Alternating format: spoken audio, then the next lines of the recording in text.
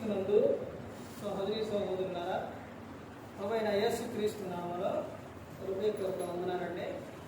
ముందుగా ఇంత మంచి సమయాన్ని ఇచ్చిన తండ్రైన దేవునికి ప్రభువైన క్రీస్తు ద్వారా కృతజ్ఞతాస్తుతులు చెల్లిస్తున్నానండి.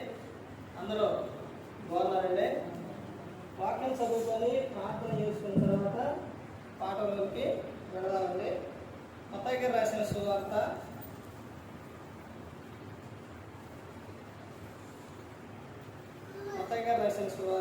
5వ అధ్యాయం 3వ వచనం. ఆత్మ విషయమై దీనులైన వారు ధన్యులు, పరలోక రాజ్యం వారి. ప్రార్థన చేస్తుంది. పరలోకమందున్న మా తండ్రి, పరిశుద్ధ ప్రేమ గల తండ్రి, గొప్ప తండ్రి, యెహోవా తండ్రి, మీ ప్రియ కుమారుడు యేసుక్రీస్తు ప్రభువు ద్వారా కృతజ్ఞతాస్తుతులు చెల్లిస్తున్నాను నాయన. ఆరాధన క్రమం అంతట్లో మీరే ముందు నడిపించండి నాయన. వాక్యం బోధించుండగా విలువాలు తండ్రి మంచి హృదయం తిని వాక్యానుసారంగా నడిచే భాగ్యం దయచేయండి. వాక్యం బోధించుండగా ఈ లోక సంబంధమైన జ్ఞానంతో కాకుండా మీ జ్ఞానంతో మాట్లాడే భాగ్యం దయచేస్తారని మా ప్రభువైన యేసుక్రీస్తు నామమున వేడుకుంటున్నాం తండ్రి. ప్రభువైన యేసుక్రీస్తు నామములో హృదయపూర్వక వందనాలండి. దేవుని కుమారుడు యేసుక్రీస్తు ప్రభువు ఈ లోకానికి వచ్చిన తర్వాత పరలోక రాజ్యం సమీపిస్తుంది కనుక మారు మనసు పొందమని ప్రకటింప పంపబెట్టారు. అంశం పాఠం పేరు రాసుకోనండి, చెప్తాను. పాఠం పేరు దీనులకు కలుగు మేలు. దీనులకు కలుగు మేలు. దీనులకు ఏం మేలు కలుగుతుంది? ఏం మేలులు కలుగుతాయండి దీనులకు? అవి బైబిల్ గ్రంథంలో నుంచి మనం చూస్తే మత్తయి గారు రాసిన సువార్త 5వ అధ్యాయం 3వ వచనంలో దీనులకు ఏ మేలు కలుగుతాయో చెబుతున్నారు కదా. ఆత్మ విషయమై దీనులైన వారు ధన్యులు. వాళ్ళు ఎక్కడ చేస్తారంట? ఎక్కడికి వెళ్తారంట? పరలోక రాజ్యం వారిది. నువ్వు దీనత్వం కలిగి ఉంటే, నువ్వు దీనుడుగా దీనురాలుగా నువ్వు ఈ లోకంలో జీవిస్తే నువ్వు ఎక్కడ చేరుతావంట చెప్తున్నారంటే పరలోకం చేరుతావు. ఆ దీనత్వంలో ఉన్న అర్థం, ఆ దీనులు పరలోక రాజ్యం ఎందుకు చేరతారు అంటే, ప్రతి ఒక్కరూ కూడా ఈ లోకంలో తెలుసుకోవాల్సిన విషయం ఏంటంటే దీనులకు ఏ మేలులు కలుగుతాయి అంటే, ఒకటి పరలోక రాజ్యం వారు చేరతారు. అసలు మనిషికి కావలసిందే అది. యేసుక్రీస్తు ప్రభువు ఈ లోకానికి వచ్చి ప్రాణం పెట్టిందే అందుకు. ఎందుకు? ప్రతి ఒక్కరూ ఆయనతో పాటు ఉండాలనే కోరుకున్నారు, పరలోకం చేరాలనే కోరుకున్నారు. మనిషి పరలోకం చేరకపోతే నెక్స్ట్ ఉంది ఏంటంటే తర్వాత నరకం. పరలోకం వెళ్ళకపోతే వెళ్ళేది ఎక్కడికి? నరకానికి. ఇక ఏమీ లేవేక. అక్కడ ఉంటాం, ఇక్కడ ఉంటాం, అక్కడ ఇక్కడ. లేకపోతే పరలోకం చేరకపోతే, పరలోకంలో చోటు లేకపోతే, పరలోకం రానియకపోతే ఈ లోకానికి వచ్చి, ఏ లోకానికి? భూలోకానికి వచ్చి ఆ చెట్లు కాడి ఈ చెట్లు కాడి తిరగటం, మరి అటు ఇటు తిరగటం, రాత్రి అయ్యేసరికి మనుషులు పట్టుకోవటం, నాకు అక్కడ కనబడ్డారు ఇక్కడ కనబడ్డారు అని చెప్పటం, ఇవేమీ ఉండదు. ఇక భూమి మీదకి రావటం ఉండదు. పరలోకంలో చోటు అంటే పరలోకం వెళ్ళకపోతే, పరలోకంలో నీకు గన చోటు లేకపోతే, అంటే పరలోకంలో చోటు ఉండిద్ది కానీ నీ క్రియలను బట్టి, నిన్ను బట్టి, నీ ప్రవర్తన బట్టి అక్కడ కన్నా లేదనుకోండి, అవకాశం లేదే అనుకోండి, నెక్స్ట్ మరి ఇక్కడ రావడానికి వీలు లేదు. భూలోకానికి రావడానికి వీలు లేదు. ఇక ప్రభువా ఇక్కడ ఎక్కడ ప్లేస్ లేదు, నన్ను భూలోకానికి పంపించంటే పంపించడం. ధనవంతుడు అయ్యాక చెప్పింది. ఏమంట ధనవంతుడు? ఏమని కేకలేసిందండి? అయ్యా నాకు 5 సహోదరులు ఉన్నారు, ఒక్కసారి నన్ను ఎక్కడి నుంచి అక్కడ పంపి అంటే ఏమంట అబ్రహాం గారు, నాయన అలా కుదరదు నాయన, అక్కడ ప్రవక్తలు ఉన్నారు, మరి వాడు చెప్పిన మాట వింటే నీలాగే కాకుండా ఎక్కడికి వస్తారు? పరలోకానికి వస్తారు. వినకపోతే నీకులాగే బాధపడతారంటే, అయ్యయ్య అలా కాదు, మృతుల్లో నుంచి ఒకరు లెగిసి వెళితే ఒకవేళ ఇట్టారేవాలంటే అలా వినరు నాయన, ఆడ మాటే వినాలి, అక్కడున్న వారి మాటే అని చెప్పి. అంటే ఒకటి ఎక్కడికి? పరలోకం. లేకపోతే నరకానికి. పరలోకం చేరాలంటే నువ్వు కలిగి ఉన్న విషయం ఏంటంటే నీవు దీనత్వం కలిగి ఉండాలి. ఈ దీనత్వం గురించి బైబిల్ గ్రంథం ఇంకా ఏం చెబుతుందో, ఎలాంటి మేలులు కలుగుతాయో బైబిల్ గ్రంథంలో చూస్తే యాకోబు గారు రాసిన పత్రిక 4వ అధ్యాయం 6వ వచనం చూడండి. యాకోబు గారు రాసిన పత్రిక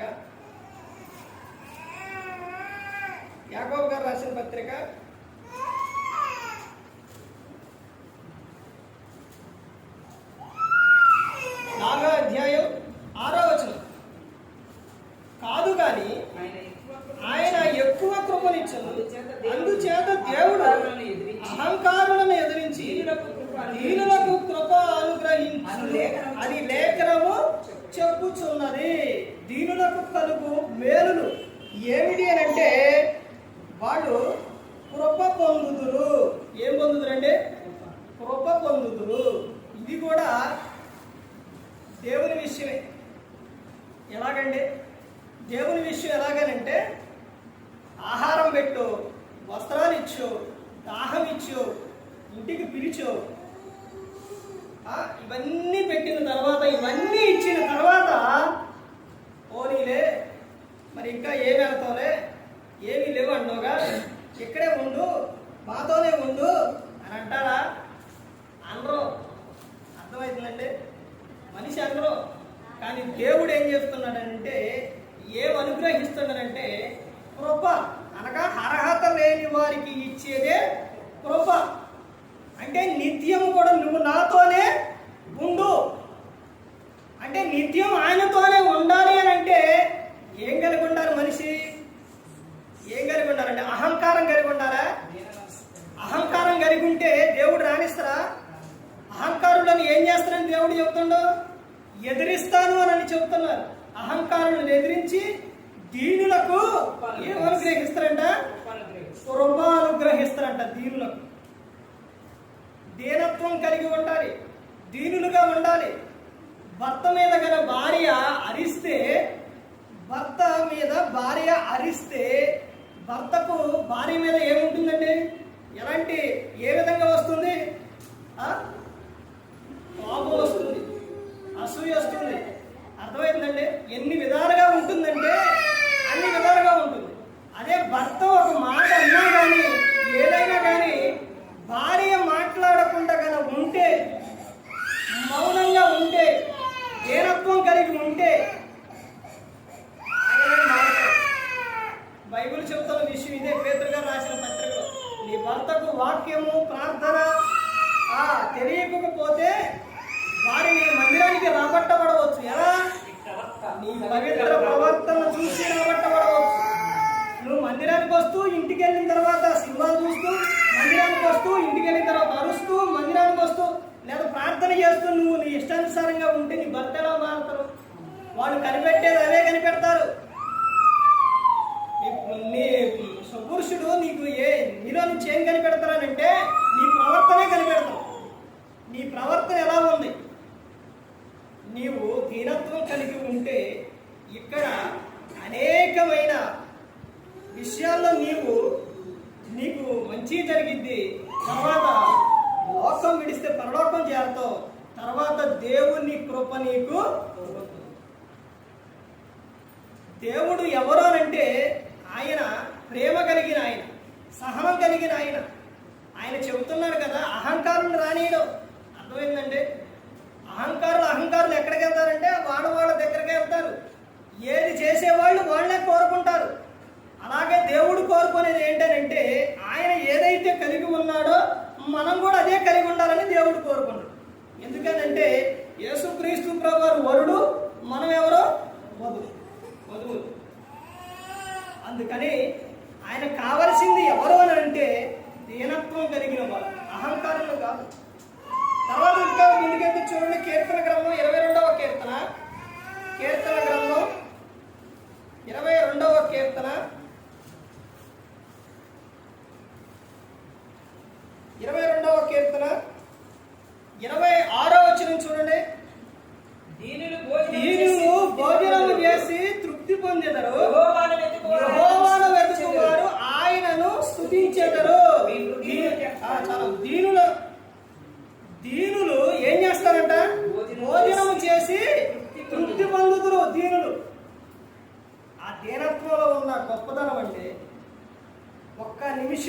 ఒక్క నిమిషం కోపడితే ఎలా ఉంటుందో తెలుసండి. ఒక అరెకరం పొలం దున్ని వస్తే, ఇప్పుడంటే ట్రాక్టర్లు ఇవన్నీ వచ్చాయి, కానీ ఇది వరకు దేంతో దున్నేవారు? నాగలతో దున్నేవారు. ఆ పొలం దున్నొచ్చినంత విధంగా అలిసిపోతారంట. ఎంతసేపు? 1 గంట సేపు కాదండి. ఎంతసేపు అండి?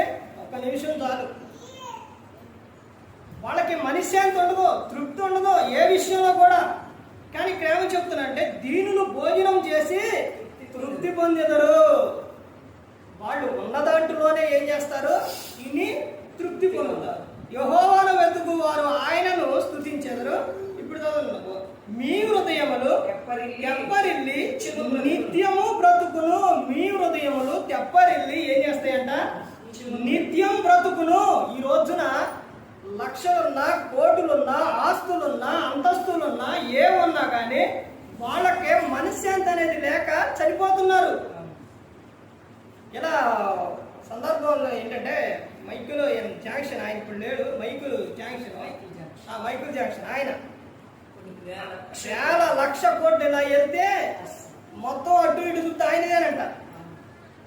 ఇంటర్వ్యూలో ఆయన అడిగారంట, అయ్యా మీకు ఎంత ఉంది కదా, మీకు ఏమి లేదయ్యా, ఇంకేం కావాలన్నారంట. మనశ్శాంతి కావాలన్నారు. ఆ మనశ్శాంతి కూడా లేక ఆయన ఏమైపోయాడు? చనిపోయాడు. మనశ్శాంతి లేక ఉరిపెట్టుకొని చనిపోయేవాళ్ళు ఉన్నారు, మందు తాగి చనిపోయేవాళ్ళు ఉన్నారు, దాని కింద పడి చనిపోయేవాళ్ళు ఉన్నారు, అక్కడక్కడ దూకి చనిపోయేవాళ్ళు ఉన్నారు. ఎందుకని? కారణం ఇదంతా ఏంటి? మనశ్శాంతి. యోధా ఇస్కరియోతు యేసుక్రీస్తు ప్రభువుని అప్పగించిన తర్వాత ఎందుకు చనిపోయిండు? మనశ్శాంతి. మనస్సు సరిగా లేక, మనస్సు దోషారోపణ చేయడం వలన చనిపోయింది. అర్థమైందండి? మనస్సు ఎలా ఉండాలంటే ప్రశాంతంగా ఉండాలి. అలా ప్రశాంతంగా ఉండాలంటే, నువ్వు నిత్యం బాగుండాలంటే, నిత్యం బ్రతికి ఉండాలి అంటే, నిత్యం బ్రతికుండడం అంటే ప్రతి క్షణము కూడా టెన్షన్ పడకుండా, ప్రతి క్షణము కూడా ఆవేశపడకుండా నువ్వు నిత్యం సంతోషంగా ఉండాలంటే నీవు కలిగి ఉన్న విషయం ఏంటంటే దీనత్వం. అలా ఉన్నప్పుడు ఏం జరుగుతుందంటే, నువ్వు తిని తృప్తి పొందుదువు. తర్వాత మీ హృదయములు ఏమైంది అంట? తెప్పరిల్లి నిత్యము బ్రతుకును. ఇదంతటికి కారణం ఏమిటి అని అంటే దీనత్వం. దీనులుగా. ఈ రోజున బీపీలు వస్తున్నాయి. ఎలా వస్తున్నాయి? పెరాసిక్స్లు వస్తున్నాయి, పక్షవాతం వస్తున్నాయి. ఎలా వస్తున్నాయి? ఇంకా అనేకమైన రోగాలు వస్తున్నాయి, వ్యాధులు వస్తున్నాయి. ఎలా వస్తున్నాయి? ఇదన్నిటికీ కారణం ఏంటండి? టెన్షన్, ఎమోషన్, ఆవేశపడిపోవటం, ఎక్కువ బాగా ఆలోచించుకోవటం, వీటి వలనే వస్తుంది అనేకమైన వ్యాధులు. మనిషి తాను చేతులారా తానే తెచ్చుకుంటాడు. దేవుడు మనిషిని ఎలా చేసిందో తెలుసండి? యథార్థవంతులుగా చేసింది. దేవుడు చేసింది ప్రతి ఒక్కటి మంచిది, కానీ మనిషి ఏం చేసుకుంటో చెడగొట్టేసుకుంటాడు. తాను క్రియలు చెడువుగా చేసేసుకొని మనిషి ఏమైపోతాడో తన దేహాన్ని పాడు చేసేసుకున్నాడు. చేతులార మనిషి తమ దేహాన్ని పాడు చేసుకునేది ఎవరనంటే దేవుడు కాదు. దేవుడు బాగు చేస్తావు, ఇదిగో నువ్వు ఎలా ఉండు అని దేవుడు చెప్తాడు. ఇందాక చదవబడిన విషయాల్లోనే యాకోబు గారు రాసిన పత్రికలో ఏమని చెబుతున్నారు? లేఖనము చెబుతుంది. ప్రతి ఒక్కటి కూడా లేఖనం చెబుతుంది. నీ దేహం ఎలా ఉండాలి, నీ ఆత్మ ఎలా ఉండాలి, నీ ప్రవర్తన ఎలా ఉండాలి, నువ్వు ఎలా జీవించాలి, పుట్టిన కానించి మరణించే వరకు కూడా ఎలా జీవించాలి అన్నది లేఖనం చెబుతుంది. కానీ మనిషి తాను చేతులారా తమ దేహమును పాడు చేసుకుంటుంది. మద్యం తాగితే దేహం పాడవుతుంది, ధూమపానం చేస్తే దేహం పాడవుతుంది, వ్యభిచారం చేస్తే దేహం పాడవుతుంది. నువ్వు ఎక్కువగా ఆలోచించి టెన్షన్ పడ్డా నీ దేహం పాడవుతుంది. అర్థమవుతుందండి? వీటన్నిటికీ కారణం చేతులారా మనిషి తమ దేహాన్ని తానే పాడు చేసేసుకుంది. దేవుడు చెప్పినట్టు చేస్తే మనిషి ఎలా ఉంటారంటే ఆరోగ్యంగా ఉంటారు, మంచిగా ఉంటారు. ఈ లోకం విడిస్తే పరలోకానికి చేయాలి. కానీ మేమెందుకు వింటామండి? ఈ కసేపే వింటాం, తర్వాత మేమెందుకు వింటామండి? మా ఇష్టం అండి. దేవుడు చెబితే మాత్రం వింటావా ఏంటి? దేవుడు చెబితే వింటావా? మేమెందుకు వింటాం అనుకుంటే నీ చేతులారా ఏమవుతుంది? మీ దేహం మీరే పాడు చేసుకుంటారు. తర్వాత ఇంకో విషయం ఏంటంటే, చేతులారా మీ ఆత్మను కూడా మీరే ఇది చేసుకుంటారు. ఈ రెండింటిని కలిపి ఈ లోకం విడిచినప్పుడు ఎక్కడ పడేస్తారో? నరకంలో పడేస్తారు.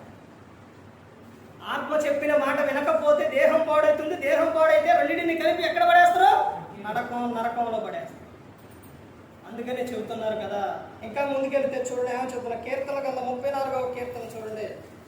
34వ కీర్తన, దీనులకు కలుగు మేలులలో కీర్తనలు 34వ కీర్తన 6వ వచనం.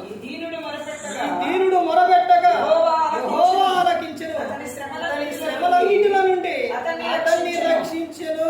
చూశారండి, దీనుడు మొరపెట్టగా ఏం జరుగుతుందంట?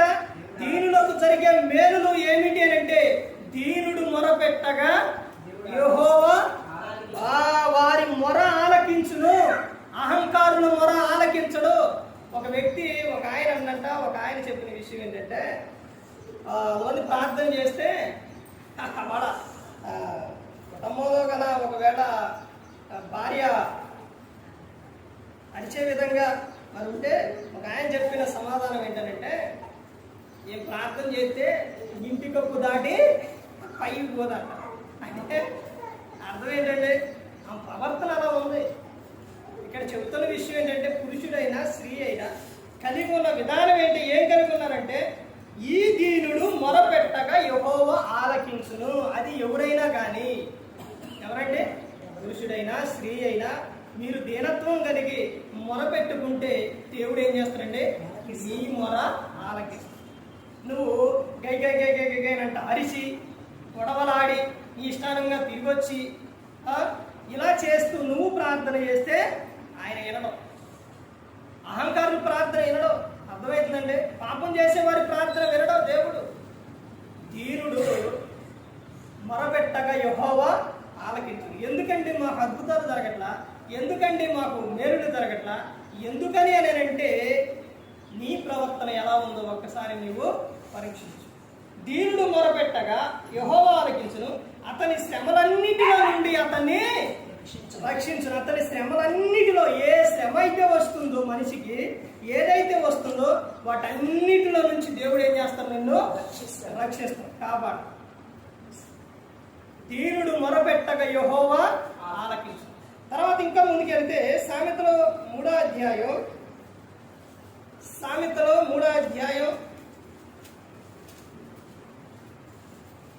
34వ వచనం చూడండి.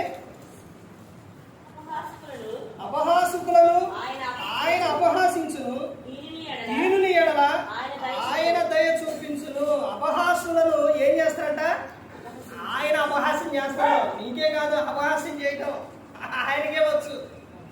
అంటే ఏంటంటే, నీకు జ్ఞానాన్ని ఇచ్చేది ఆయనే, నిన్ను కాపాడేది ఆయనే, నిన్ను పోషించేది ఆయనే, ఇన్ని అన్న ఆయన. పైగా ఇంకేంటంటే, నిన్ను సృష్టించిన ఆయన, నిన్ను చేసిన ఆయన.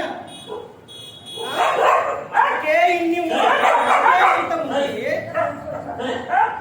దేవునికి ఎంత ఉండాలండి? అపహాసుకులను ఆయన అపహాసించును, దీనులు ఎడల ఆయన దయ చూపించును. దీనుల ఎడల ఏం చూపిస్తారంట? దయ చూపిస్తారంట.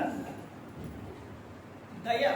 ఆ దయ పొందుకోవాలి అని అంటే, దేవుని కృప పొందుకోవాలంటే, దేవుడు నీ మొరనాలంటే, నువ్వు యోగాలు, యంత్రాలు, మంత్రాలు, తంత్రాలు, ఇవేమి తంత్రాలు నువ్వేం చేసే పని లేదు, ఎంతో కష్టపడే పని లేదు, ఎక్కడికో వెళ్ళే పని లేదు. ఒకటే ఏంటంటే దీనత్వం. దీనులుగా నీవు కలిగి ఉంటే ఆయన చెబుతున్న విషయం ఏమని? దీనుని ఎడల ఆయన దయ చూపించును.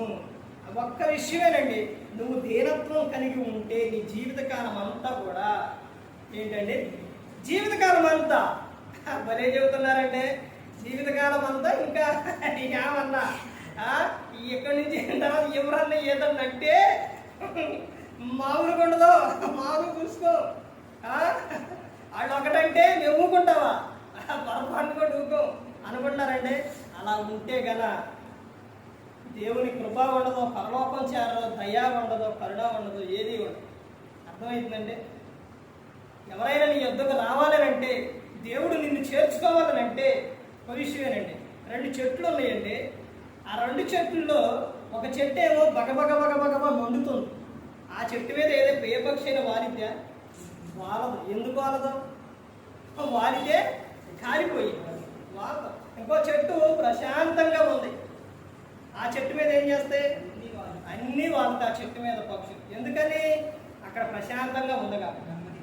అలాగే నీ యొద్దకు కూడా ఎవరైనా రావాలి అని అంటే, నీతో మాట్లాడాలన్నా, నీతో స్నేహం చేయాలన్నా నువ్వు ఎలా కలిగి ఉండాలంటే దీనత్వం కలిగి ఉండాలి. సేవకుడైనా విశ్వాసైనా ఎవరైనా కానీ, సేవకుడు అరిచినా సేవకుడు కోపడ్డా రారు, విశ్వాస అరిచినా విశ్వాసి కోపడ్డా రారు. దేవుడు ఎవరికైనా అందరికీ సమానమే. ఏం కలిగి ఉండాలంటే ఈ లోకంలో దీనత్వం కలిగి ఉండాలి. నేను దేవుని మాటలు చెబుతున్నా సేవకులు కదా అని కన్నా నువ్వు గర్వంతో కదా ఉంటే దేవుడు నీ ప్రార్థన వినడం. అర్థమవుతుందండి? ఎవరైనా కానీ ప్రతి ఒక్కరూ కూడా దీనత్వం కలిగి, అలా దీనుని ఎడల దేవుడు ఏం చూపిస్తున్నానంటే కృప చూపిస్తున్నారు, దయ చూపిస్తున్నారు. తర్వాత ఇంకా ముందుకెళ్తే చూడండి ఏమో చెప్తున్నారు. కీర్తనలో 147వ కీర్తన, కీర్తన గ్రంథంలో ఎన్ని అధ్యాయాలండి? ఎన్ని అధ్యాయాలు? 150. అందులోని 147వ కీర్తన 6వ వచనం చూడండి. 6వ వచనం, యెహోవా దీనులను లేవనెత్తువాడు, భక్తిహీనులను ఆయన నేలను కూల్చును. దీనులను దేవుడు ఏం చేస్తారంట? లేవనెత్తుడు. ఈ రోజున దేవుడు నన్ను పట్టించుకోవట్లేదు, ఎవరు నాకు ఏ సహాయం చేయట్లేదు అని నువ్వు అనుకుంటున్నావేమో. నువ్వు దీనత్వం కలిగి ఉంటే దేవుడు నిన్ను ఏం చేస్తారో? లేవనెత్తు. నువ్వు కలిగి ఉన్న నీ జీవితకాలం అంతా కూడా నువ్వు దీనత్వం కలిగి ఉంటే దేవుడు నిన్నేం చేస్తారో? లేవనెత్తు. నువ్వు అన్ని విషయాల్లో నువ్వు పురుషుడైనా స్త్రీ అయినా అన్ని విషయాల్లో నువ్వు వర్ధిల్లుతావు, నువ్వు ఆశీర్వదింపబడతావు, నీ కుటుంబం దీవించబడుతుంది. ఎక్కడంటే మాకు అన్ని శ్రమలే వస్తున్నాయి అట. హెబ్రీ రాసిన పత్రికలో ఉంటాయి. శ్రమలైనా బాధలైనా అయినా కానీ ఎంతకాలం అంటే కొద్ది కాలమే, కొంతకాలమే. పిల్లవాడు బాబు, ఇప్పుడు ఆ బాబు ఉన్నారు, బాబు స్కూల్కి వెళ్ళి ఎంతకాలం స్కూల్లో చదువుతురు? కొన్ని రోజులు పడుతు. తర్వాత ఎక్కడికి వెళ్తారు? కాలేజీకి వెళ్తారు. తర్వాత ఎక్కడికి వెళ్తారు? జాబ్ చేస్తారు. అక్కడితోని అయిపోతుంది చదువు. ఆ తర్వాత వివాహం, తర్వాత పిల్లలు. అర్థమైందండి? జీవితకాలం అంతా కూడా నేను చదువుకుంటే ఉంటా, ఈ ఊ చదువుకుంటే ఉంటానంటారా? ఉండరండి. ఎంతకాలం అంటే కొద్ది కాలం వరకే. ఏదైనా కానీ కొద్ది కాలం వరకే. అర్థమవుతుందండి? అలాగే నీలో కూడా బాధలైనా శ్రమలైనా అయినా కానీ కొద్ది కాలం వరకే. చాలా మంది చెబుతున్న సందర్భం ఏంటంటే, వాళ్ళండి ఇదివరకు ఎంత బాధపడేవారు, ఎన్ని శ్రమలు పడేవారు, ఇప్పుడు చూడండి అని చెబుతుంటారు. అవునండి? అలాంటివి చూసినప్పుడు కూడా మనం తెలుసుకోలేకపోతాం. ఇవన్నీ ఎక్కడ జరుగుతున్నాయి అంటే దేవుడు గ్రంథంలో రాపించినాయి. ఇవన్నీ కూడా బయట జరుగుతున్న ప్రతి ఒక్కరి కూడా బైబిల్లో నుంచే. ఈ లోకంలోని చట్టాలు వచ్చినాయండి, ఆజ్ఞలైనా చట్టాలైనా ఏవైనా ప్రతి ఒక్కటి ఎక్కడి నుంచి వచ్చినాయి? ఇవన్నీ కూడా బైబిల్ గ్రంథం నుంచి వచ్చినాయి. మొత్తం కూడా ప్రతి ఒక్కటి. ఎవరైనా కానీ ఏదైనా సాధించారు అని అంటే అది బైబిల్ గ్రంథం చదివే. బైబిల్ చదివే ఎవరైనా కానీ. మహాత్మా గాంధీ గారు చెప్పిన విషయం బైబిల్ గ్రంథంలో వచ్చే. అది ఎవరైనా ఏ ఒక్కరైనా కానీ చెప్పిన విషయం ఏది అని అంటే బైబిల్ గ్రంథంలో నుంచి చెప్పిన విషయాలే. ఇక్కడ ఆయన చెప్తున్న విషయం ఏంటంటే ఏమో చెప్తున్నారు? యెహోవా దీనులను లేవనెత్తువాడు. తర్వాత దీనులను లేవనెత్తాడంటే ఇంకొకళ్ళు ఉంటారు. మొత్తం రెండు విషయాలు ఉంటాయి. తర్వాత ఇంకొకటి కింద ఏంటి ఏమో చెప్తున్నారు? భక్తిహీనులను ఆయన నేలను కూల్చువాడు. భక్తిహీనులను ఇలా చెప్పుకొని వెళ్తే ఒక్కొక్క మాటకి చాలా అర్థం ఉంటుంది. అందుకని ప్రతి ఒక్కరు గమనించుకోవాలి. ఇంకా ముందుకెళ్తే కీర్తనలు 72వ కీర్తన చూడండి. కీర్తనలు 72వ కీర్తన 72వ కీర్తన 12వ వచనం చూడండి. దరిద్రులు మొరపెట్టగా అతడు వారిని విడిపించును, దీనులను నిరాధారులను అతడు విడిపించును. ఇక్కడ దీనులకు కలుగు మేలులంటే ఏంటంటే ఇందులోని విడిపించబడతారు. దేని నుంచి అంటే ప్రతి ఒక్క బంధకం నుంచి కూడా వాళ్ళు ఏం చేస్తారంటే విడిపించబడతారు. దేవుడు వారిని ఏం చేస్తారనంటే దేవుడు వారిని విడిపిస్తారు. ఆయనకు ఇష్టమైన వారండి. బైబిల్ గ్రంథంలోనే చాలా మందిని కూడా అబ్రహాం గారు కానీ, ఇస్సాకు కానీ, యాకోబు కానీ, దావీదు గారు కానీ, మోషే గారు కానీ, వీళ్ళందరూ ఇంకా చాలా మంది ఉన్నారు శిష్యులు కానీ, ప్రతి ఒక్కరూ కూడా ఆయనకి ఇష్టమైన వారు ఉన్నారు అని అంటే ఎవరండి వీళ్ళందరూ? దీనత్వం కలిగిన వారే. ఇంకా స్త్రీల విషయానికి వచ్చేసరికి వాళ్ళు దీనత్వం కలిగి ఉంటే ఏం జరుగుతుందో తెలుసండి. తమ భర్త ఇష్టపడతారు. ఎంతగా ఇష్టపడతారంటే చాలా ఇష్టపడతారు. గయాళి అయిన భార్య అర్థం ఉండుట కంటే ఎక్కడంట మిద్ది మీద ఒక మూల ఉండటం మేలు అని చెప్తారు. గైనంటే గయ్యాడిగా ఉంటే నీ భర్త కూడా నీ దగ్గర ఉండడం. అర్థమైందని ఎక్కడికి వెళ్తారంటే మళ్ళీ అనుకుంటారు కానీ కొన్నిటికి బానిస అయిపోతారు. అర్థమైందండి. అలా చేసేది చేతులార ఒకటే, నీ చేతులార నువ్వే చేసు. బైబిల్ గ్రంథంలో ఈ దీనత్వం కలిగిన వారు అహంకారులను బైబిల్ గ్రంథంలో స్త్రీలు ఉన్నారు, పురుషులు ఉన్నారు. వాడలోని స్త్రీ విషయానికి వచ్చేసరికి దావీదు గారు భార్య సౌలు గారి కుమార్తె. ఎవరంటే మేకాలు దావీదు గారు దేవుని మందసాన్ని తీసుకొచ్చినప్పుడు ఆయన నాట్యం చేస్తూ వచ్చినప్పుడు దావీదు గారిని హృదయంలో ఏం చేసుకుందంట?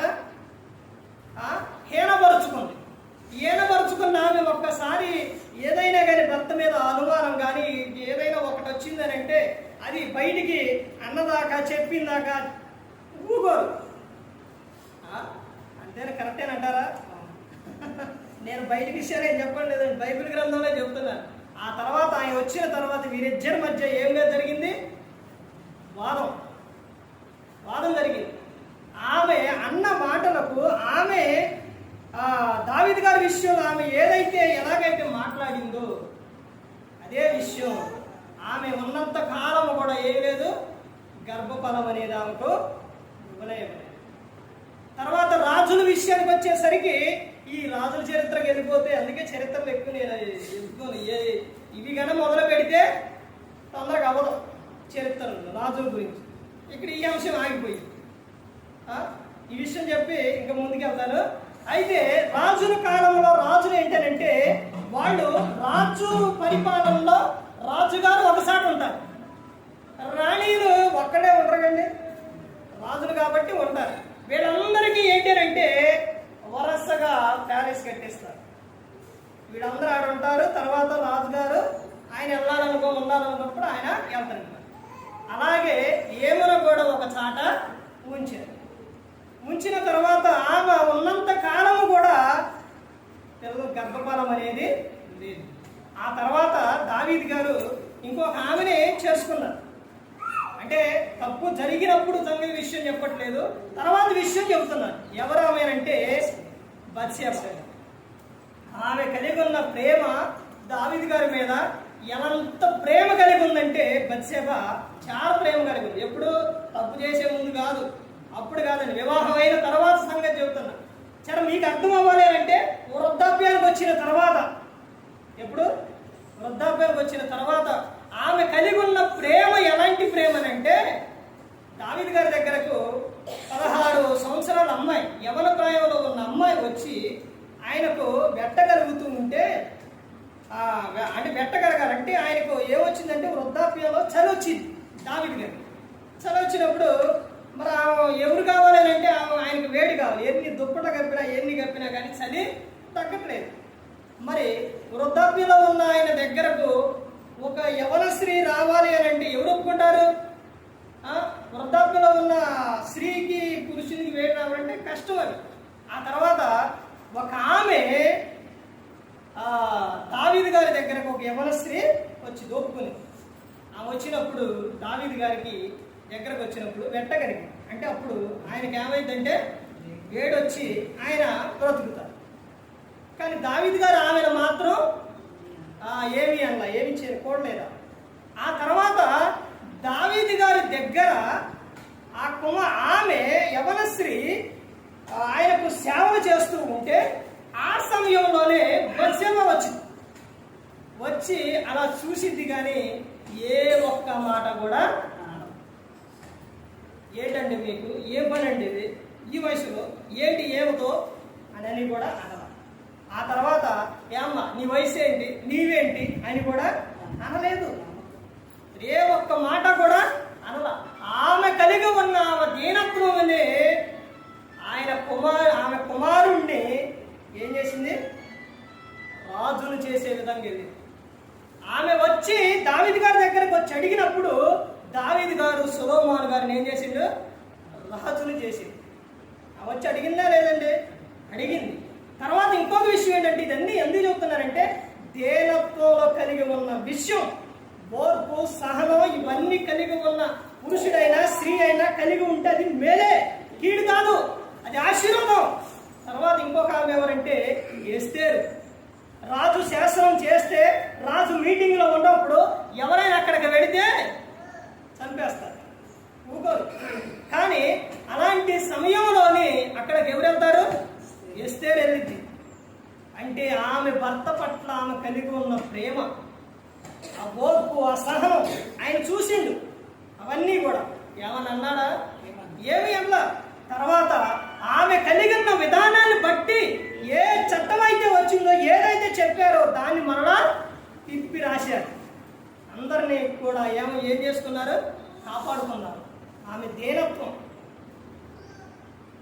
అలాగే అబిగయీలు కూడా ప్రతి ఒక్కళ్ళు కూడా ఏం కలిగి ఉండాలంటే దీనత్వం కలిగి ఉంటే దేవుడు ఏం చేస్తారో లేవనెత్తు. ఇప్పుడు వాళ్ళు కలిగి ఉన్న దీనత్వాన్ని బట్టి మీకేమర్థమైంది, వాడేమి నేర్చుకున్నారు, వాళ్ళకి ఏం కలిగింది, బత్షెబ కలిగి ఉన్న దీనత్వాన్ని బట్టి ఏం జరిగింది, కుమారుడు రాజయ్యింది. ఎస్తేరు కలిగి ఉన్న దీనత్వాన్ని బట్టి ఆమె రాణి తమ ప్రజలను కాపాడుకుంది. అబిగయీలు కలిగి ఉన్న దీనత్వాన్ని బట్టి తమ భర్తను కాపాడుకుంది. అహంకారంతో ఉన్న యెజెబెలు మాత్రం ఏమైపోయింది, ఆమె కుటుంబం ఇదైపోయింది, ఆమె కూడా ఇదైపోయింది. చూశారండి, అహంకారం చాలా ప్రమాదం. దీనత్వమే మేలు చేస్తుంది, దీనత్వం నీకు మేలు చేస్తుంది. దీనత్వం తర్వాత ఏం చేస్తుంది, కాపాడు. తర్వాత ఇంకా చెప్తున్న విషయం ఏంటంటే, తర్వాత ఇంకా ముందుకెళ్తే చూడండి, కీర్తన గ్రంథం 149వ కీర్తన, కీర్తనలు 149వ కీర్తన 149వ కీర్తన 4వ వచనం చూడండి. యెహోవా తన ప్రజలందు ప్రీతి గలవాడు, ఆయన దీనులను రక్షణతో అలంకరించును. ఇక్కడ చెప్తున్న విషయం ఏంటంటే, దీనులకు కలుగు మేలు ఏంటంటే రక్షణ పొందుదురు. ఏం పొందుతారంట, రక్షణ. యెహోవా తన ప్రజలందు ప్రీతి గలవాడు, ఆయన దీనులను రక్షణతో అలంకరించును. రక్షణే చాలా ప్రాముఖ్యమైనది. ఈ రక్షణ లేకపోతే పరలోకం చేరరు. రక్షణ ఏం చేస్తుందంటే రక్షిస్తుంది, రక్షణ నిన్ను కాపాడుతుంది. అయితే అది ఎలా వస్తుంది అని అంటే దేవుని ఎడల నీవు కలిగి ఉన్న దీనత్వాన్ని బట్టి. తర్వాత ఇంకా ముందుకెళ్తే చూడండి, ఇంకా ద్వితీయోపదేశకాండం 15వ అధ్యాయం, ద్వితీయోపదేశకాండం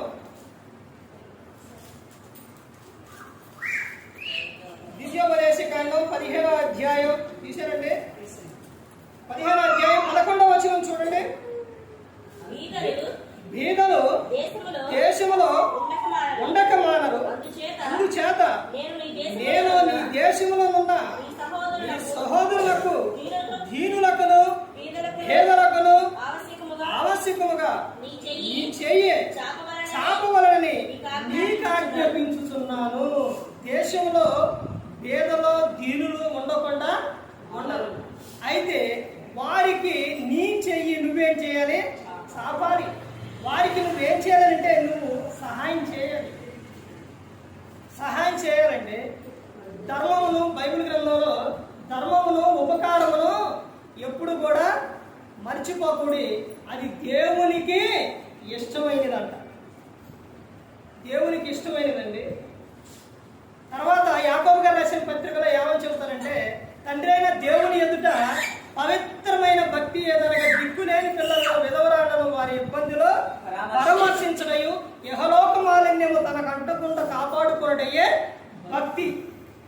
ఇవి కలిగి ఉండాలని దేవుడు చెబుతున్నారు. తర్వాత ఇంకా చెప్తున్నారు కదా, ఏమని చెప్తారంటే యోబు గ్రంథం 36వ అధ్యాయం, యోబు గ్రంథం 36వ అధ్యాయం 6వ వచనం చూడండి. భక్తిహీనుల ప్రాణమును ఆయన కాపాడడు, ఆయన దీనులకు న్యాయము జరిగించును. భక్తిహీనుల ప్రాణమును ఆయన కాపాడడు. ఇక్కడ రెండు విషయాలు ఉన్నాయి.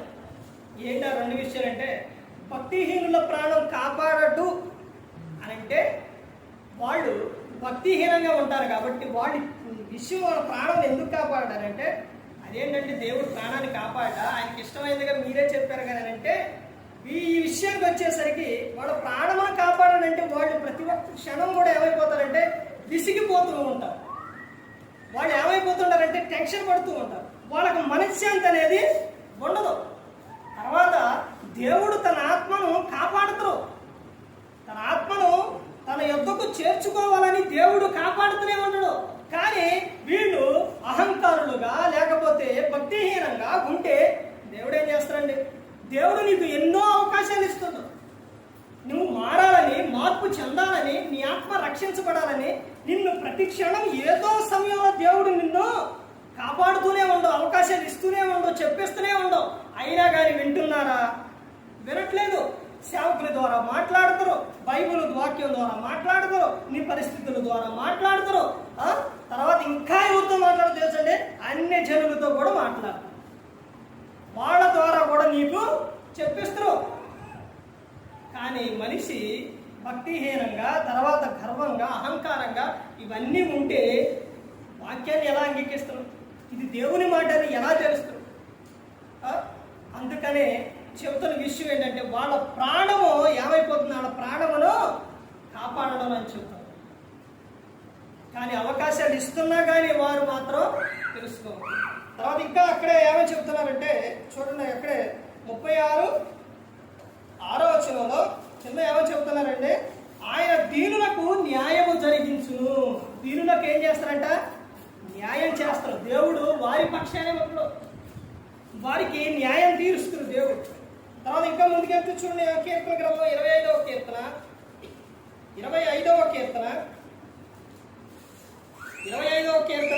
9వ వచనం చూడండి. న్యాయ విధులను బట్టి ఆయన దీనులను నడిపించును, తన మార్గమును దీనులకు నేర్పును. చూశారండి? దీనులకు ఏమేం చేస్తారంట?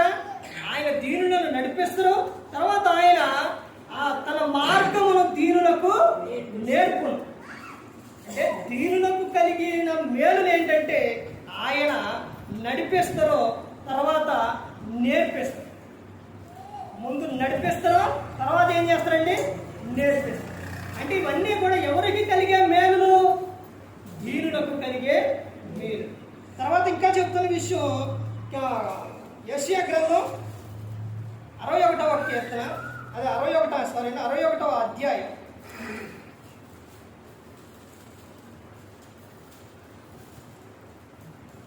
యెషయా గ్రంథం 61వ అధ్యాయం 1వ వచనం నుంచి చూడండి. ప్రభువు యెహోవా ఆత్మ నా మీదకి వచ్చి ఉన్నది, దీనులకు సువార్తను ప్రకటించుటకు యెహోవా నన్ను అభిషేకించెను.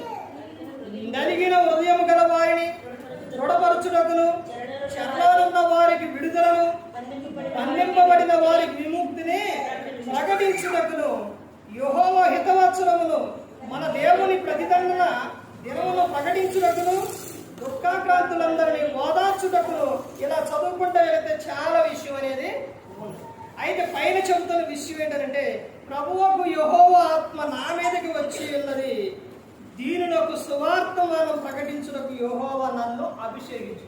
దీనులకు సువార్తమానం అంటే వాక్యం ప్రకటించుటకు. ఎందుకు దీనులకే ప్రకటించుటకనంటే, వాళ్ళు దీనత్వం కలిగి ఉన్నారు, వాళ్ళు మంచిగా ఉన్నారు కాబట్టి వాళ్ళకి ఇంకా అవసరమైనది ఏంటి? వాక్యం కావాలి వాళ్ళకి. ఇప్పుడు చాలా మందిని చూడండి, చాలా మందిని ఎన్నెన్నో సహాయం చేస్తుంటారు, ఎన్నెన్నో చేస్తుంటారు. అన్ని సహాయం చేసి చాలా మంది ఇంకా విషయం ఏంటంటే, ఇంకో ఈయన చాలా మంచోడండి, ఏమో చాలా మంచిదండి, ఇవన్నీ చెప్తుంటారు. అంత మంచితనం కలిగి, అంత ప్రేమ కలిగి, అంత విధంగా ఉన్న నీవు దేవుని ఎరిగి ఉండకపోతే, వాక్యం నీలో ఉండకపోతే పరలోకం చేరవు. నువ్వు ఎన్ని మంచి క్రియలన్నా చేయి, ఏదన్నా చేయి, దేవుని క్రీస్తుని సొంత రక్షకునిగా నువ్వు అంగీకరించకపోతే, వాక్యం నీలో లేకపోతే పరలోకం చేరవు. అందుకని దీనిలోకి ఏం కావాలంట? దీనిలోకి ఏం కావాలి? వాక్యం వాక్యం వాక్యం కావాలి. మా నాన్నగారు ఆయన తల్లిదండ్రిని ఆ వయసులోని మామగారికి 15 సంవత్సరాల కళ్ళు కనబడ, ఆ తర్వాత ఆ తాతగారి, వారిద్దరినీ కూడా ఆయన చూసిన విధానం అక్కడ ఎవ్వరూ కూడా అంతగా చూడలేదు. అంత ప్రేమగా, అంత చక్కగా చూశారు. అలాంటి ఆయన మరి లోకాశలకు వెళ్ళిపోతే దేవుడు ఊరుకుంటాడా? తల్లిదండ్రులను సన్మానిస్తే, తల్లిదండ్రులను చూస్తే ఏం జరుగుతుందని చెప్పారు? ఏం జరుగుతుందండి? దీర్ఘాయుష్మంతులు. పాత నిబంధనైనా కొత్త నిబంధనైనా చెప్పిన విషయం అదే. నువ్వు భూమి మీద దీర్ఘాయుష్మంతులు అవ్వాలంటే నీ తండ్రిని తల్లిని సన్మానించాలి. నువ్వు అలా చూసిన నీవు, అంత ప్రేమ కలిగి తల్లిదండ్రుల్ని సన్మానించి అంత మంచిగా చూసిన నీవు లోకాశకు వెళ్ళిపోయి ఏదో ఒక పాపం, ఏదో ఒక దాంట్లో ఇదైపోతే దేవుడు ఊరుకుంటాడా? ఊరుకోడు. నీ మార్పు కోసమే, నువ్వు మంచిగా ఉండటం కోసమే, నువ్వు పరలోకం చేరటం కోసమే దేవుడు ఆ విధంగా. ఎన్నిసార్లు సేవకుని ద్వారా ఎన్నోసార్లు చెప్పారు, నేను మానంటే మాన. సేవకుడు చెప్పినప్పుడు వినాలండి. సేవకుడు మాట అది ఆ వ్యక్తి మాట కాదు. మత్తయి సువార్త 10:20, మీ తండ్రి ఆత్మ మీలో ఉండి మాట్లాడుచున్నాడే కానీ మాట్లాడు వారు మీరు కాదు అని యేసుక్రీస్తు ప్రభువు శిష్యులతో చెప్పారు. అంటే ఇక్కడ నుంచి చెబుతున్న విషయం, ఇక్కడ ఉన్నది నేనైనా మాట్లాడుతుంది ఎవరు? దేవుడు. ఇది దేవుని మాట, దేవుడు హెచ్చరిస్తున్నాం. ఇక్కడ మీరందరూ కలిగి ఉన్న విధానం, మైకువైన యంత్రం ద్వారా వింటున్న వారు, వీళ్ళందరూ ఏ ఏ పరిస్థితుల్లో ఉన్నారో, ఎలా ఉన్నారో, వాడికి ఏం కావాలో నాకేమైనా తెలిసిద్దండి? తెలియదు. ఎవరికి తెలుసు? దేవునికి తెలుసు. నీకు ఏవైతే కావాలో, నువ్వు ఎలా అయితే మారుతావో అలా మార్పిస్తున్నావు. ఆ వాక్యం నీకు వినిపిస్తున్నావు. సేవకుని ద్వారా వెల్లడి అవుతున్నప్పుడు వాక్యం అంటే, వాక్యం వస్తున్నప్పుడు, చెబుతున్నప్పుడు మనిషి మార్పు చెందాలి. ఇదిగయ్యా నువ్వు నీ ప్రవర్తన ఇప్పుడు ఇలా ఉందా, ఇలా కరెక్ట్ కాదని సేవకుడు చెప్పినప్పుడు వినాలి. వినకపోతే దేవుడే యాక్షన్ తీసుకుంటే, దేవుడే మారిస్తే ఏం చేస్తారో తెలుసండి? జీవం గల దేవుని చేతులు పట్ట బహు భయంకరం. అర్థమవుతుందండి? భయంకరం. దేవుడే మారవాలనుకుంటే, దేవుడే మారవాలనుకుంటే, దేవుడే యాక్షన్ తీసుకుంటే నిన్నేం చేస్తారో తెలుసండి? గడ్డెక్కేస్తారు. అదే సేవకుని ద్వారానైతే మార్పు చెందుతారు. అర్థమవుతుందండి? ఈ 2 విధాలు గమనించాలి ప్రతి ఒక్కరు. ఇప్పుడు నాన్నగారిని ఏం చేసింది దేవుడు? సేవకుడిగా చెప్పినప్పుడు వినలేదు, నేను వినను అన్నాడు. వెంటనే దేవుడు ఏం చేసిండు? గడ్డెక్కిచ్చిండు. ఇప్పుడు తెలుసుకోండి ఏమని? దేవుడు పంపోడు, దేవుడు బ్రతికించిండు. ప్రార్థన అంటే అది వరకే వెళ్ళేవాడు. ప్రార్థనకి వెళ్తారు, మందిరానికి వెళ్తారు, ఎక్కడైనా మీటింగ్కి వెళ్తారు. కానీ నువ్వు పరిశుద్ధత లేకుండా పాపంలో జీవిస్తూ నువ్వు వెళ్ళినా ప్రయోజనం ఉందా? లేదు. అందుకని నువ్వు పరిశుద్ధంగా జీవించాలని దేవుడు కోరుకున్నాడు. దీనులకు సువార్తమానం ఎందుకండి దీనులకు సువార్తమానం? వాళ్ళు ఆల్రెడీ వాళ్ళు ఏమైపోయారు? మంచిగా ఉన్నారు. కానీ వాళ్ళకి ఏం కావాలి? వాక్యం కావాలి. వాళ్ళకి ప్రకటించు వాక్యం, వాళ్ళకి చెప్పు అని దేవుడు ఏం చేసిందంట? అభిషేకించి పంపిస్తాడు దేవుడు. అభిషేకించి పంపిస్తాను. అప్పుడు ప్రతి ఒక్కరు కూడా వినాలి. వినకుండా నాకు వాక్యం ఎందుకండి? ఒక ఆయన అలాగే అంటున్నాడు, నా వల్ల ఏమైనా ఇంట్లో ప్రాబ్లం ఉందా, వీధిలో ప్రాబ్లం ఉందా, దేశంలో ప్రాబ్లం ఉందా? ఎక్కడా ప్రాబ్లం లేదు. నాకు కదా అయ్యా చెప్పేది. ఇదిగో ఈ పక్కనే ఇటు వాడు ప్రార్థనకి వెళ్ళి వాడు నోరు కంట్రోల్లో ఉండదు, వాళ్ళకి చెప్పంటాడు. అట్ట కాదన్నా, అట్ట కాదు, మావయ్య అయిపోయినా అలా కాదంటే కాదు నా వల్ల ఏ ప్రాబ్లం లేదు. నేను మందు తాగను, నేను పైన కొట్టను, నాకు ఏ ప్రాబ్లం లేదు. నేను బయట ఎవరి మీద ఉన్నా ఇదిగో పలానా వ్యక్తి ద్వారా ప్రాబ్లం ఉందని చెప్పి అని అంటాను. అలాంటి వారికి ఏం కావాలండి? ఎవరు కావాలి? దేవుడు కావాలి. అదే నీవు క్రీస్తులోనికి వచ్చి నువ్వు ఆత్మేషం పొందితే నీవు కలిగి ఉన్న మంచి క్రియలకు ఎక్కడ చేరుతావు? పరలోకం చేరతావు. పరలోకం చేరుతండి. ప్రార్థనకు వచ్చి తర్వాత బయటికి వెళ్ళి తమ ఇష్టానుసారంగా జీవించేవాడు ఏం చేయాలి? లెక్క చెప్పాలి. దేవునికి లెక్క చెప్పాలండి. ఈ దేహంతో జరిగించిన దానికి అవి మంచివైనా సరే చెడ్డవైనా సరే క్రీస్తు న్యాయపీఠం ఎదుట నిలబడ్డప్పుడు ఏం చెప్పాలి? లెక్క చెప్పాలి. ఇంకా ముందుకెళ్తూ చూడండి, ఇంకా ఏమని చెప్తున్నారో రెండు విషయాలు చూసి ముగించుకుందాం. ఇర్మియా గ్రంథం 22వ అధ్యాయం, 22వ అధ్యాయం, ఇర్మియా గ్రంథం 22వ అధ్యాయం 16వ వచనం చూడండి. అతడు దీనులకును దరిద్రులకును న్యాయము తీర్చుచు సుఖముగా బ్రతికెను, అలాగున చేయుట నన్ను తెలుసుకొనుట కాదా? ఇదే యెహోవాకు.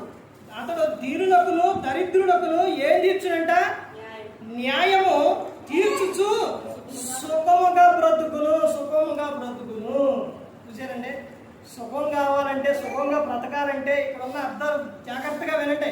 మీరు మనసు ఇక్కడ పెడితేనే అర్థమైంది వాక్యం. మనసు ఎక్కడో, మనిషి ఎక్కడో ఉంటే వాక్యం అవదు. ఒక విషయం ఏంటో తెలుసండి, మీరు ప్రార్థన అనగా ప్రార్థనకి వెళ్ళాలి అని మీరు అనుకున్నా చెప్పినా వెంటనే వాడు పట్టుకుంటాం, వెంటనే కొంచెం అర్థమైందండి. ఎవరి ద్వారా ఒకరి ద్వారా డిస్టర్బ్ చేస్తాం, వెళ్ళలేకుండా చేస్తాం. కూర్చున్న కాడి నుంచి ఏదో ఒకటి, వెళ్ళిన కాడి నుంచి ఏదో ఒకటి, ప్రతి ఒక్కటి కూడా నిన్ను డిస్టర్బ్ చేయాలని చూస్తారో. వాక్యం వినకుండా, వాక్యం వింటే నీ ఆత్మ రక్షింపబడుతుంది, నువ్వు ఫలిస్తావు, నువ్వు అభివృద్ధి చెందుతావు, నువ్వు దేవుళ్ళో ఉంటావు. అలా ఉండకూడదనే వాడుకోడు. ఇక్కడ దీనులకు దరిద్రులకు న్యాయం తీర్చునంటే నువ్వు దీనత్వం కలిగి ఉంటే ఎవరైనా కానీ అరుచుకుంటున్నా, ఎవరైనా కానీ లోక సంబంధంగా జీవిస్తున్నా నీవు వారికి ఒక విషయం నువ్వేం చేస్తావు? అయ్యా అలా కాదయ్యా, అలా కాదమ్మా, కొంచెం ఇలా ఉండండి, మంచిగా ఉండండి, అరుచుకోమాకండి, ఎలా ఉండవని అని చెప్తే నువ్వు దీనత్వం కలిగి మంచిగా ప్రేమగా ఓర్పుగా సహనం కలిగి ఉంటే నువ్వు చెబితే వింటారు. అదే నువ్వు కోపడుతూ అరుచుకుంటా ఉంటే నువ్వు చెప్తే ఎవరైనా వింటారా? మోసే గారి జీవితం అదేగా జరిగింది. మొట్టమొదట ఇద్దరు కొట్టుకుంటున్నారు, వాళ్ళలో ఒక ఆయన చంపి ఏం చేసిండు? పూర్తి చేసిండు. తర్వాత మరలా తర్వాత ఒక సందర్భంలో అరుచుకోవద్దంటే వాడిని చంపినట్టే చంపి నన్ను కూడా చంపుతావా అన్నారు. చూసారండి, ఇక అలాంటి పరిస్థితి అనేది రాకుండా నువ్వు సుఖముగా ఉండాలంటే, దీనులకు దరిద్రులకు న్యాయం తీర్చి నువ్వు సుఖంగా ఉండాలని అంటే నువ్వేం కలిగి ఉండాలి? దీనత్వం కలిగి ఉండాలి. నువ్వు దీనత్వం కలిగి ఉన్నప్పుడు నువ్వు చిన్నవాడువైనా పెద్దవాడువైనా వృద్ధాప్యం వచ్చినా ఏదైనా కానీ ఎవరైనా చెప్తే వింటారు. అర్థమైందండి. తర్వాత చివరిగా చూడండి, పేతురు గారు రాసిన మొదటి పత్రిక, పేతురు గారు రాసిన మొదటి పత్రిక 5వ అధ్యాయం వచ్చిన చెప్పండి. నేను మిమ్మల్ని బాధ పెట్టాలని చెప్పండి. ఎవరిని కూడా వాక్యం చదివితే ఎలాంటి మనకి అర్థమవుతుంది. కొన్ని సార్లు అడుగుతారు, అర్థమైంది. నేను వెళ్ళే సార్లు కూడా చాలా అడుగుతుంటారు. పేతురు గారు రాసిన మొదటి పత్రిక తీసారండి, 5వ అధ్యాయం 5వ వచనం. చిన్నలారా, మీరు పెద్దలకు లోబడి ఉండి మీరందరూ ఎదుటివాని ఎడల దీన మనస్సును వస్త్రము ధరించుకొని మిమ్మును అలంకరించుకొనుడి. దేవుడు అహంకారులను ఎదిరించి దీనులకు కృప అనుగ్రహించును. ఇక్కడ ఎన్ని విషయాలు ఉన్నాయో గమనించాలి. ఎన్ని విషయాలు ఉన్నాయి? ఒకటి, చిన్నలారా మీరు పెద్దలకు లోబడి ఉండుడి. తర్వాత చెప్తున్నాం, మీరందరూ ఎదుటివాని ఎడల ఏం కలిగి ఉండాలంట? దేన మనసు వస్త్రము ధరించుకోవాలి. అదేంటంటే ఒక చిన్న గుడ్డ వేసుకుంటే సరిపోదా? వేసుకుంటే సరిపోదా అని అంటే, దేన వస్త్రం అని అంటే స్త్రీ తమ దేహమును కనపడకుండా, పరపురుషునికి కానీ బయట కనపడకుండా స్త్రీ తన వస్త్రము ఏం చేస్తుందంటే నిండుగా కప్పుకుంటుంది. పురుషుడు ఏం చేస్తారంటే తాను వేసుకునేవి అతను. అలాగే ఇద్దరు కూడా ఎలాగైతే వస్త్రాలు వేసుకుంటున్నారో ఇద్దరు కూడా అలాగే వాటికి ఏమి ఉండాలంటే దేన వస్త్రము. అంటే దేన వస్త్రము అర్థం ఏంటంటే స్త్రీ నిండుగా ఎలాగైతే కట్టుకుంటుందో అలాగే నీ దేహం మొత్తం నువ్వంతా కూడా ఏం కలిగి ఉండాలంటే, ఏం చుట్టుకొని ఉండాలంటే దేన వస్త్రము. ఇక నీలో కోపానికి అవకాశం లేదు, ద్వేషానికి అవకాశం లేదు, ఇక దేనికి అవకాశం లేదు. ఇప్పుడు చీర కట్టుకున్నప్పుడు ఇక్కడ ఇంతవరకే కట్టుకుంటారా? షర్ట్ వేసుకున్నప్పుడు లేదా సగమే వేసుకుంటారా? అలా వేసుకోరు కదండి, మొత్తం కప్పుకుంటారు కదా, మొత్తం వేసుకుంటారు కదా. అలాగే నువ్వు మొత్తం నీ దేహం అంతా కూడా ఏముండాలంట? దేన వస్త్రము. కాదండి మాకు అలా కాదు, మీకు అర్థం అవ్వట్లేదు. ఈ రోజున ఫ్యాషన్లు వచ్చినాయి, పురుషునికైనా స్త్రీకైనా టైట్ జీన్లు లేకపోతే కట్లు లేకపోతే ఇలాంటివి వచ్చినాయి. ఇప్పుడు కూడా అలాగేనండి. ఏంటయ్యి? సగమేనండి, దీనత్వం సగమేమో కోపం, సగమేమో లోకం, ఇవేనండి అని అనుకుంటారండి. అలా కాదు. అవి చేసేవి ఏంటంటే ఆ వస్త్రాలైనా ఆ కోపం ఇవన్నీ ఏంటంటే నీ ఆలోచన, నువ్వు చేసే పనులు అవన్నీ కూడా. దేవుడు చెప్తున్న విషయం అలా కాదు. దేవుడు చెప్తున్న విషయం ఏంటంటే నువ్వు మొత్తం కూడా ఏం కలిగి ఉండాలి? దేన వస్త్రము ధరించుకొని ఉండాలి. నీలో దేనత్వం కనపడాలి. దేవుడు చూస్తాడు. దేవుడు జ్ఞానేంద్రియములను ఏం చేస్తారంట? పరిశోధిస్తారు అని చెప్పి. తర్వాత ఇంకా ఎక్కడ ఏమని చెప్తున్నారో చూడండి. తర్వాత ఏం చెప్తున్నారు? దేవుడు అహంకారులను ఎదిరించి దీనులకు కృప అనుగ్రహించును. దీనులకు ఏం చేస్తారంట? ఇందాక ఒక పుస్తకంలో రాపించిన దేవుడు మరలా చెప్పిస్తుండ దేవుడు. ఎందుకు చెప్పిస్తాడండి ఇన్నిసార్లు?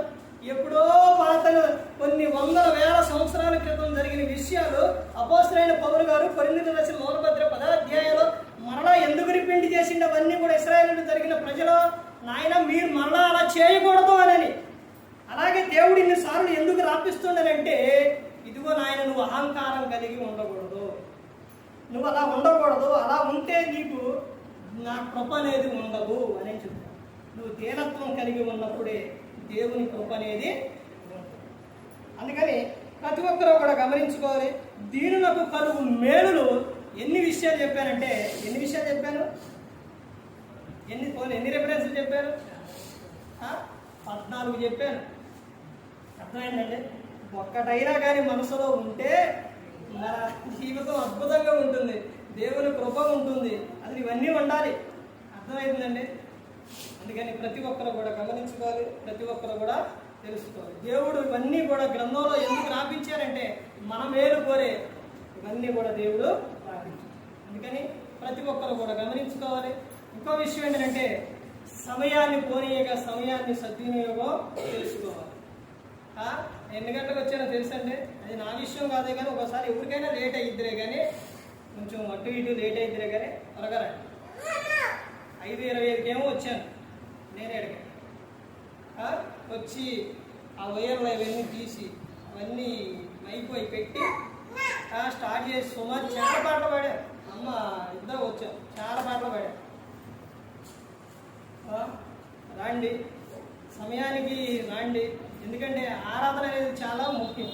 మిమ్మల్ని బలవంతంగా చెప్పేది కాదు, బలవంతం ఏం చేయట్లేదు. కానీ ముందు వస్తేనే, తర్వాత సమయానికి వస్తేనే, ఆరాధన మానేయకుండా వస్తేనే దేవుని ఆశీర్వాదం అనేది వస్తుంది. ప్రతి ఒక్కరు కాదు, ఏ ఒక్కరు కూడా నశించి నరకానికి వెళ్ళిపోకూడదని యేసుక్రీస్తు ప్రభువు ఈ లోకానికి వచ్చి మనందరి కోసం సిలువలో తన ప్రాణాన్ని పెట్టాడు. సిలువ విలువ, సిలువని ఎప్పుడు కూడా మర్చిపోకూడదు.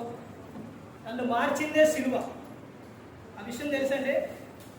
సిలువ ఎలా మార్చిందో తెలుసండి. సిలువ ఎలా మార్చిందనంటే,